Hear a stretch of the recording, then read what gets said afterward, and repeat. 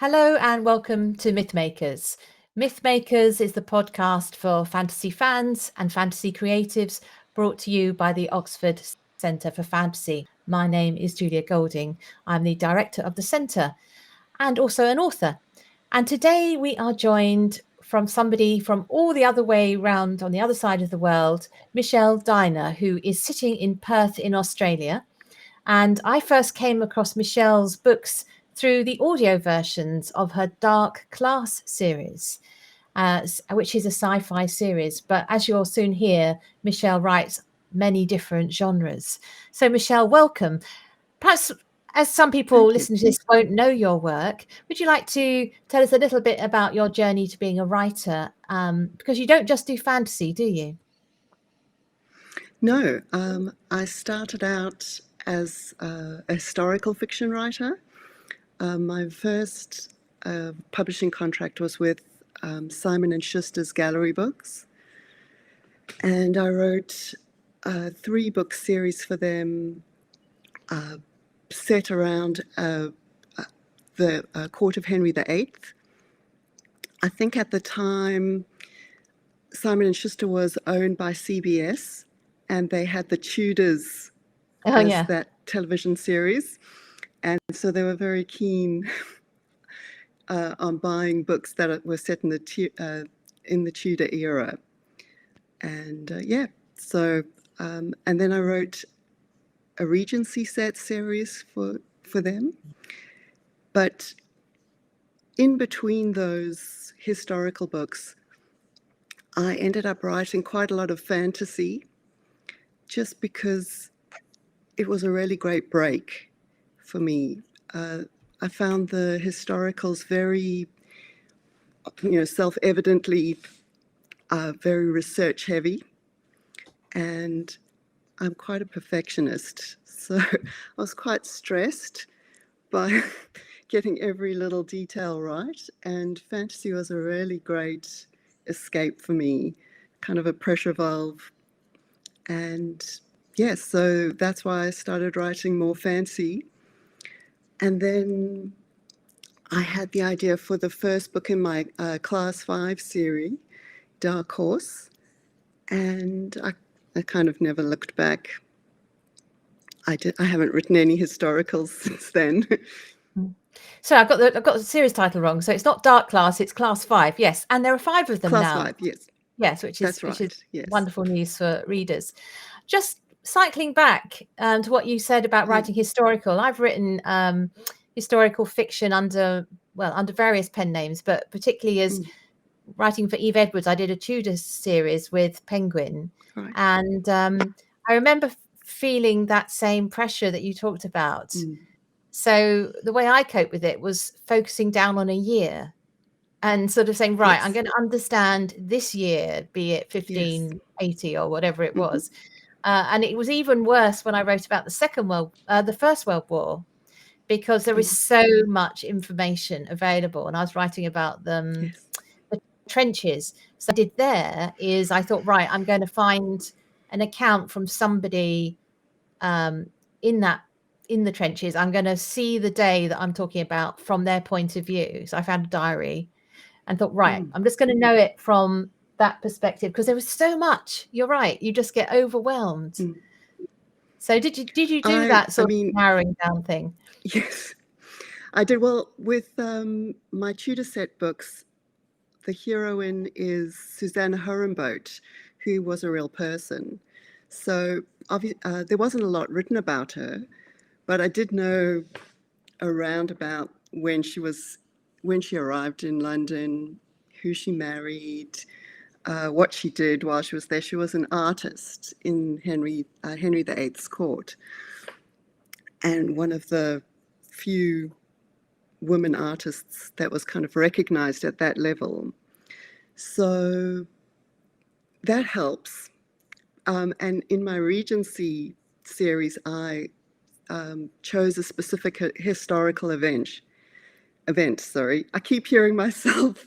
Don't worry, we can't. Echo in my ear. Yeah. So that helps as well, to choose, as you say, a specific year or a specific event.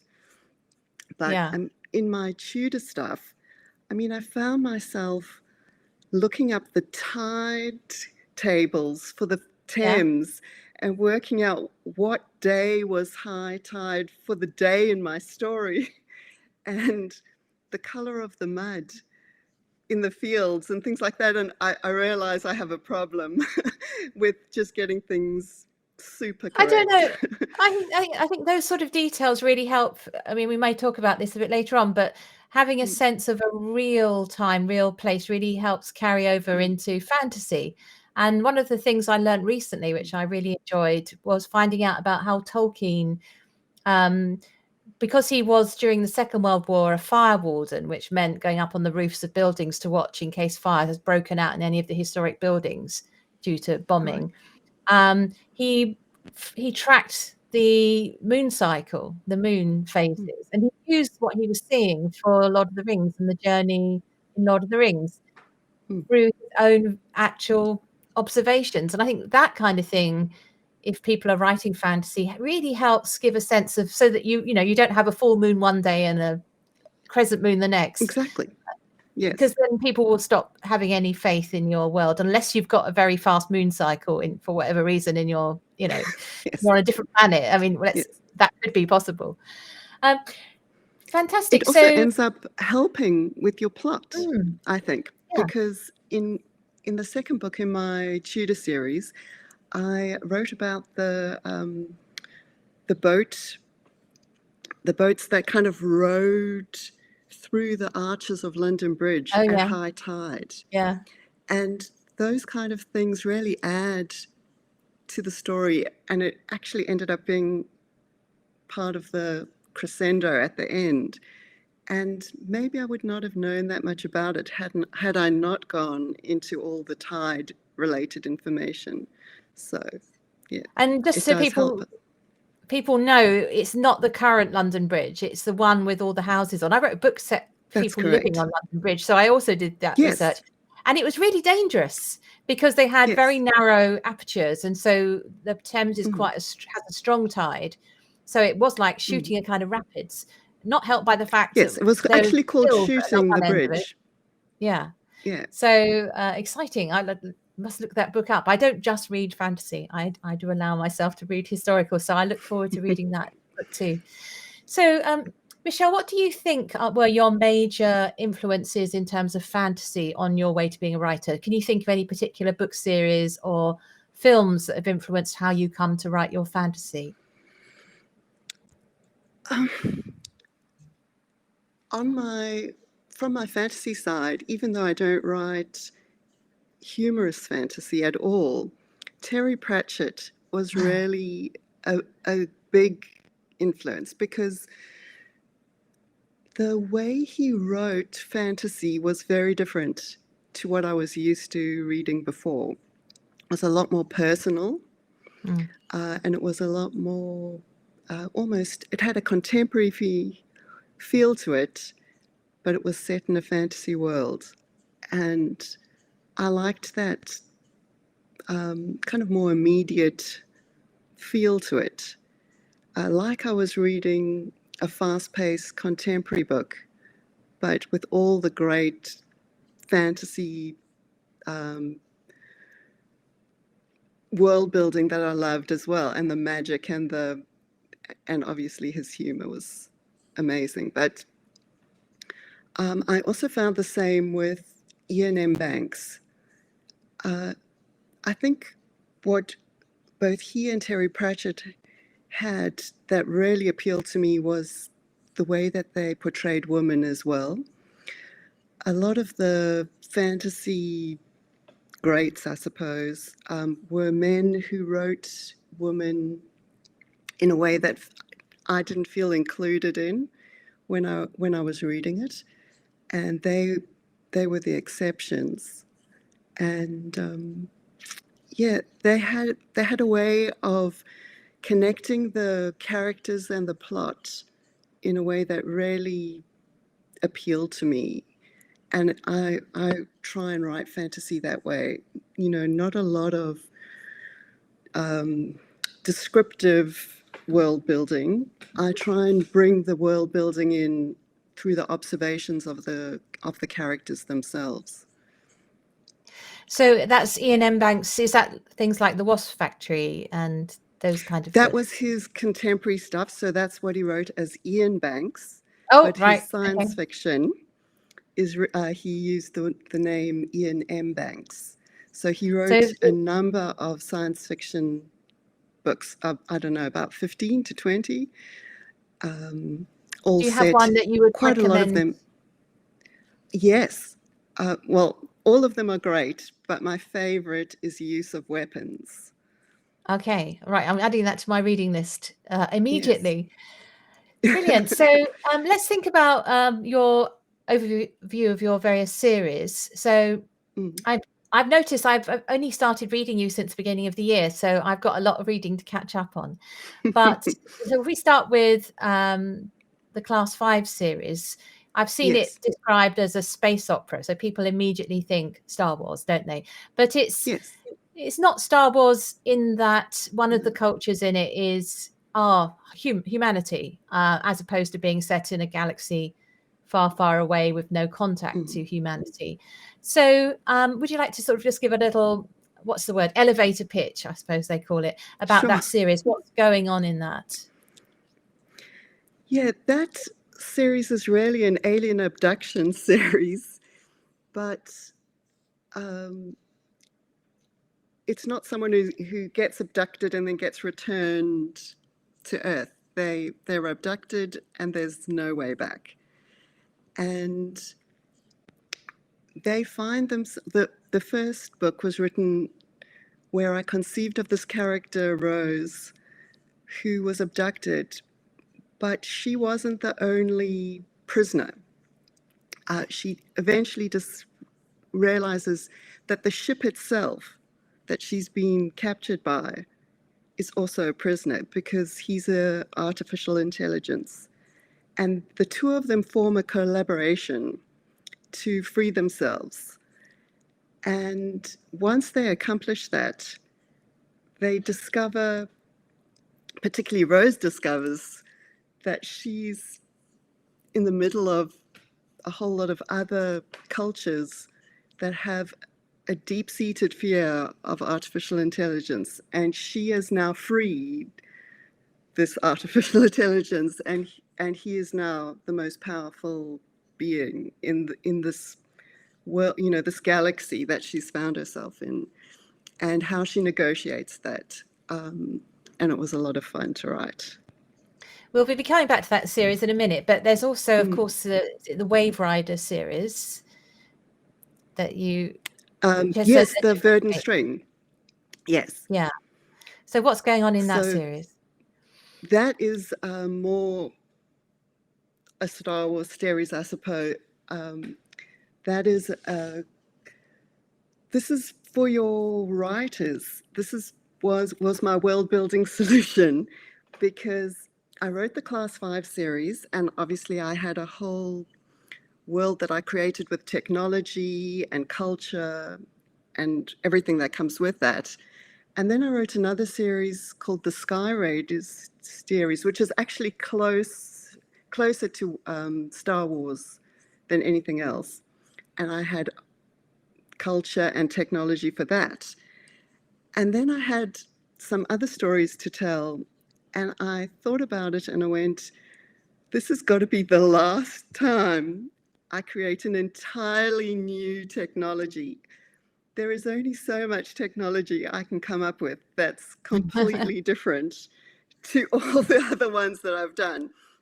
And so I created this series called The Verdant String, where I could easily fit the stories that I had into an existing world. They aren't consecutive. People can read them in any order, although there actually is an arc, a story arc, but you don't have to start at the beginning. You can come in at any point, but I don't have to reinvent the wheel for every single one of them. Yeah, so that was my solution. If people wish to trace all these different series, we will be putting a link to Michelle's website in the show notes. So please look at that, and then you can explore and pick your book where you start. So going back to the Class 5 series, what the first thing I wanted to ask you about is actually the humor, because you mentioned that you were fond of Terry Pratchett, and you don't write, they're not comedies in the same way as the Terry Pratchett are, but what you do have is a very strong sense of humor. And for me, where that resides in the Class 5 series is around music. So just to explain to people who haven't read the series, what we've got here is a human woman who has been abducted. This is Rose. She comes to awareness, or you know, she sort of wakes up in this alien spaceship, and eventually is, I think it's not too much for a spoiler, is rescued by a nicer bunch of a different alien culture. But she finds that she's regarded as incredibly musically gifted because that particular species haven't got the vocal abilities to sing nicely. So she comes along, sings happy birthday to somebody, and they're absolutely astonished and amazed. And this joke is the joke that keeps on giving, because as you get other characters coming along, some who are more musically talented than others, with different musical choices, and they react differently to being asked to sing. You know, some feel like they're the performing monkey, and some feel, yeah, of course, and one's a music teacher, so yeah, she's in her comfort zone. I just enjoyed all that so much. So I suppose I have a question for you, which is, are you musical? I played the piano as a child, but I had one of those really terrible piano teachers that would hit your fingers if you weren't fast enough on the scales. And so I took my kids to music lessons, and the way they were taught was so much better than the way I was taught. I started learning all over again, sitting in at their lessons. My daughter and my son both have done music all the way to their final year. And my daughter is actually in a band, and her single is played on the radio. And so, yes, we are a musical family, and I love music. And listening to my daughter, in particular, my daughter practice the piano while I was writing the Class 5 series, influenced some of my musical choices in the book. There's some wonderful moments. Like there's a moment when someone sings "Fly Me to the Moon," which is great, and there's also a Bohemian Rhapsody, which starts off as a bit of a nose snubbing moment where she's sort of thinking, "Well, I'm going to go for something really extreme," yeah, which is great. But it is also through humor. What you're doing, of course, is thinking about the presence, the ubiquitous presence of music in our lives, which we take for granted, and imagining a place where that is something very hard to access. It's, for them, it's a very limited resource. So if you were abducted by the Gree, who are the bad guys in this context, and were only allowed up to an hour's music, which is what we've discovered is allowed to the last of your most recent book. She's got an hour music recorded that she's allowed to listen to. What would be in your hour? What would be your obviously your daughter's single would be amongst that. Yes, yeah, definitely. So we've got that. Colin, That's by 3 Blue minutes. Honey.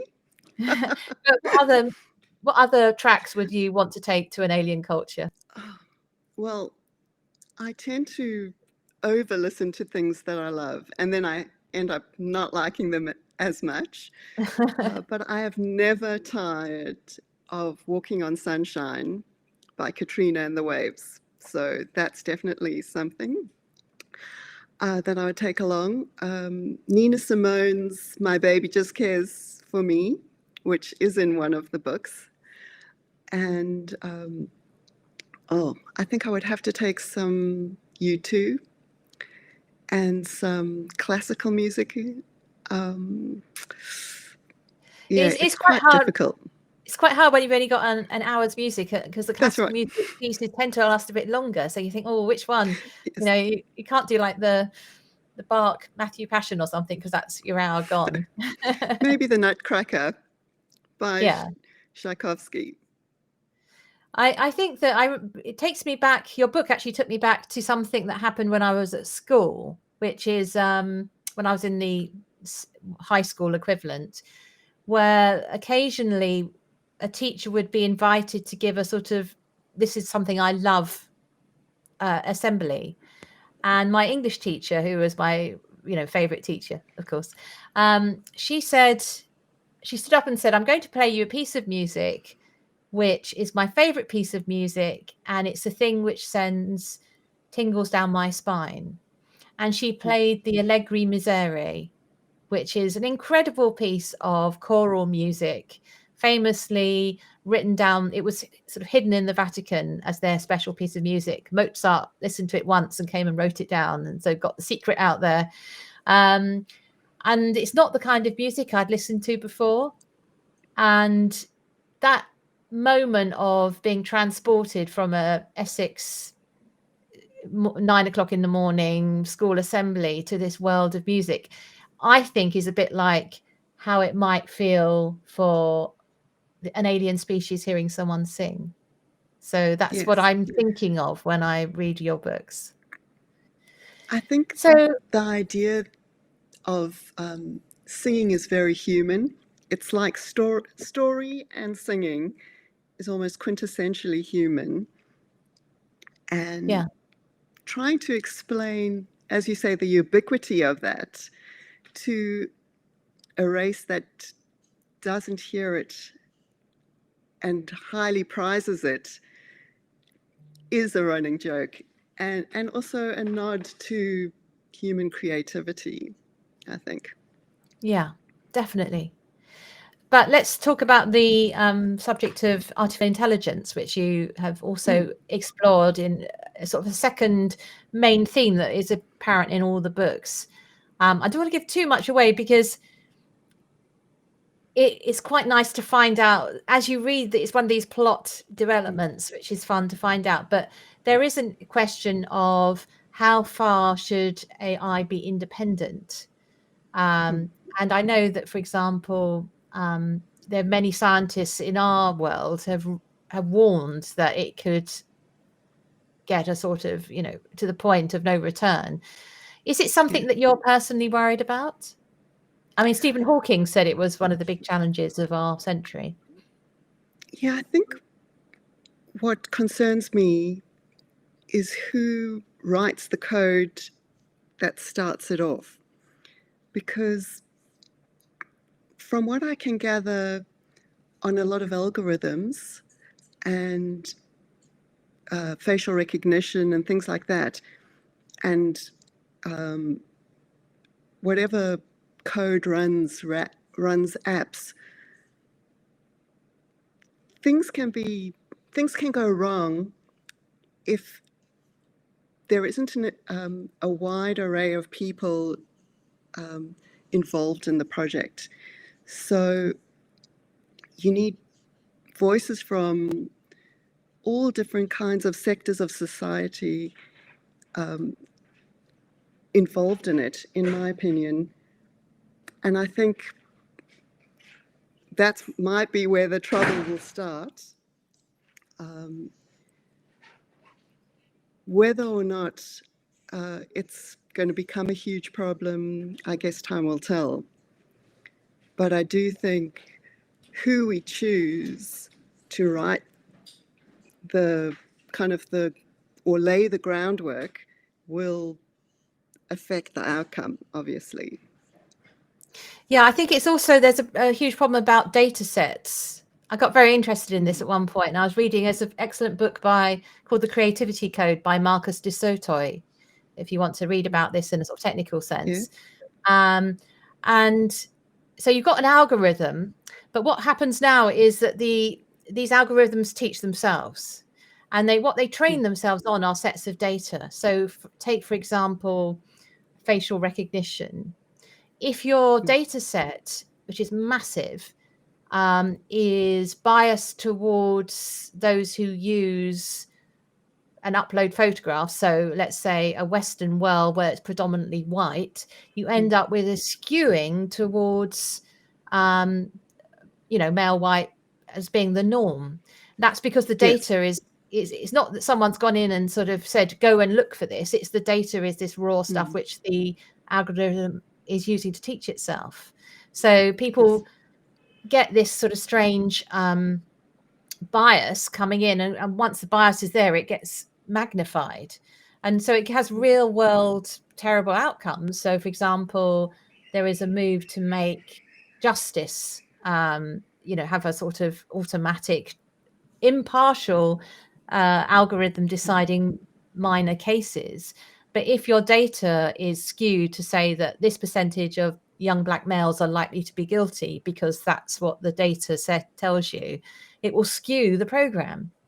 So you do, as you're saying, that without the hand on the tiller of other voices saying, hang on a minute, my community is being misrepresented or abused here, you can end up with terrible outcomes, unjust, unfair, Genuinely insulting. terribly. Yeah. And of course, the same is true for its bias male against female and different age groups. I mean, there's all sorts of things that can go wrong in this. Yes.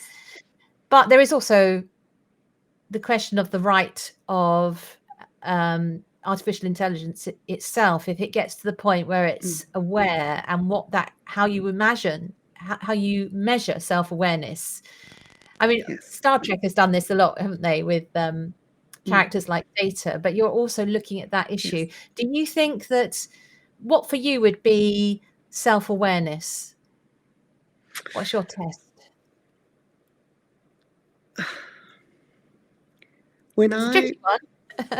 Yeah, it's extremely tricky. And when I wrote the Class 5 series, I made the AI characters quite young,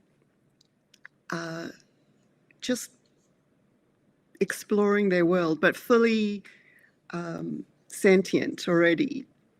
And then towards the end of the series, I introduced some more evolving kind of droids who are slowly becoming sentient. And that was an interesting line that I was playing with, and I actually don't know the answer other than to say it's a slow process of many small steps that they finally almost become their own personalities. And at that point, I think you can say they're self-aware. They understand what's going on and they're making their own choices.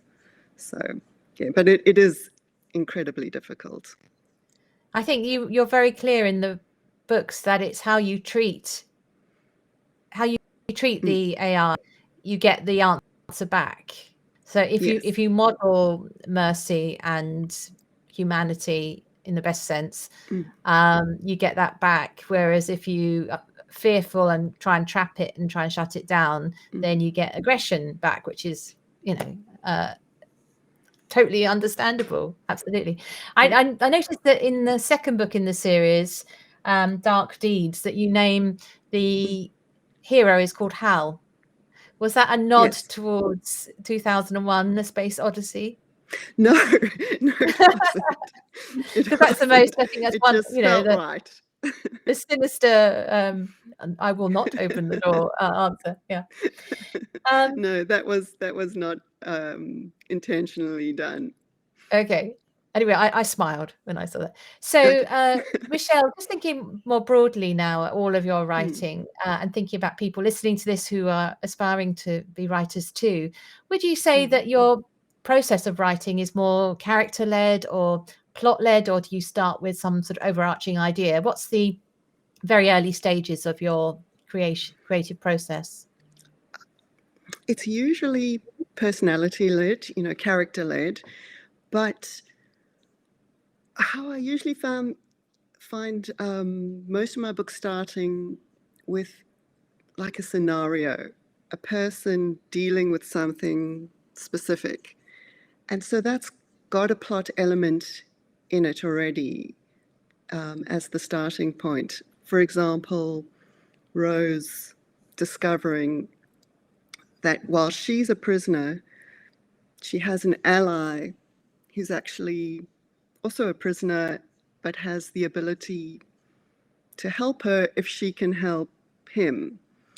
And it's that give and take that started the whole series for me. Just the idea of it. Oh, you're alone, you're helpless, but actually you've got the hugest brain and the most dangerous entity at your back. And that really fun oh, sorry, I keep hearing myself. I can't say that word either. Yeah. Juxtaposition. Yeah. Of powerlessness and powerfulness together, which I enjoyed. And that's quite often what happens in my Rising Wave series as well. I had that same feeling. Yeah. So do you have any tips on world building? You've said you've had to make 3 lots of worlds with technology. That's just the sci-fi, not the fantasy. What I think is the best is whatever world you've decided to create, as you go about your normal day, think about yourself doing that same thing in the world that you've created. And that makes a much more solid world in your own mind. And then it's easier to write and get a sense of that place. Go to the shops and think, how would people buy food or clothes in this world that I've now created? Also, think about power. I think that's one of the most important things. Who has power? What do they do with that power? Who doesn't have power? What do they do to compensate for not having it? And a lot of things can lead from there, just plot-wise, and just to make the world very believable. That's a really good tip. Thank you. Or 2 good tips there. Thank you. Yes. Also, we haven't touched on it that much, but there is a romance element in your stories. Just to say, when you say alien abduction, just to point out, these aren't the alien abduction ones that you might find, the sort of rippling muscle ones. It's not that kind of book. That's the scenario, not the Anyway, so in terms of how you handle the romance, it's not Ice Planet Barbarians or anything, no. Yeah. Which are great reads if that's what you feel like. But we're doing something else in these particular series. So when you've got a romance and people know when they're reading this, okay, someone that she meets is going to be the romance. How do you think about this slow burn versus I've only got so many pages to get this, and perhaps a limited time span because of your plot is compressing things? How do you handle that? Is it something that you think about in advance, or is it something that you do in a second edit? How do you pace it? It isn't something I think about in advance, but it does worry me the whole way through. In some of my books, it happens because of the plot. The relationship starts sooner, and in some, it's only by the middle of the book that the romance kind of starts happening. And I'm just led by logic and time frames and what actually makes sense. So I don't try and force anything. And I'm just quite careful, with how I deal with it.